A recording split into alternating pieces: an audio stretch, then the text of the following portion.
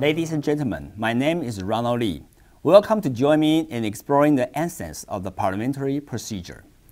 I believe some of you have heard this term, parliamentary procedure, but did you actually use the parliamentary procedure in your own meeting? Some of you work in the company, in the association, in the society, even in the government to make the great things. That's the place you call people together to accomplish things. But if you want to conduct a meeting with the fairness, with the efficiency, and even the effectiveness, you have to learn something about a set of the rules of the discipline. If you want to be a good chairperson in a meeting, you must learn some vocabulary and terms in English. For example, the credentials, the motion, the amendment, the veto, unanimous consent, even the adjourn. But in addition to that, today I want to share you some information and experience about the agenda of the meeting, which is also called the order of the business. As a chairperson, you and your member would like to conduct a meeting in the first beginning. The quorum has to be established and obtained, because the quorum is the minimum amount of the participants to make this meeting happen. And then, as a chairperson, you can say, this meeting comes to order officially. And after that, some of the organization would like to have a little ceremony based on the tradition. For example, sing a song, say a pledge. After a small ceremony, the roll call will be followed by the secretary. The secretary will call upon the delegation in the house.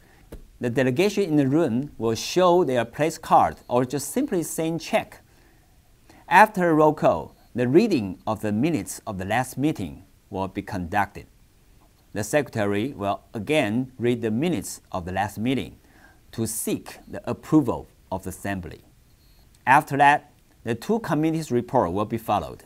The first one is the standing committee, which handle the regular items, for example, the treasuries. The treasurer will report expenditure and the income and the balance of the treasury to the assembly. And another example, the membership status report. It will show the growth or reduction of the membership status. And another one is the special committee reports, which handle the special projects referred probably in the last meeting. For example, the uniform issues. The assembly probably would like to provide a service by wearing uniform in the games or conference. After report from the standing committee and special committee, the next session will be unfinished business, which are the items, issues, or questions hasn't been resolved. The next session will be new business. That is the place. That is the moment for make a big decision. In terms of the new business, there are 3 steps. I would like to explain a little bit about the 3 steps. The first one is a motion.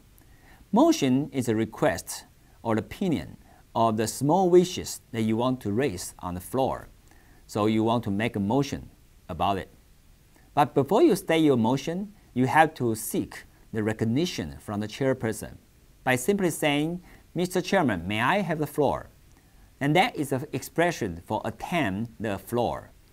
You have to wait until the chairperson gives you the recognition by saying, yes, you are recognized. And then you can state your motion.